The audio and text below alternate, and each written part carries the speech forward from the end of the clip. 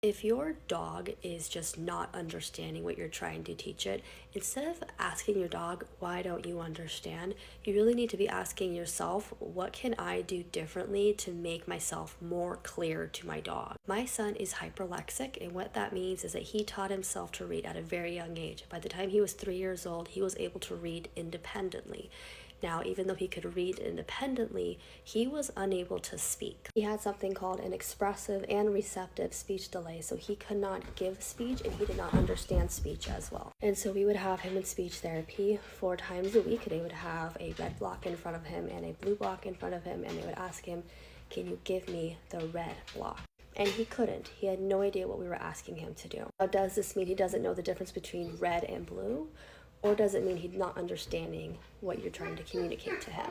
Now, one day I had an idea. I got a whiteboard and I wrote the word red on the whiteboard and I said, where's red?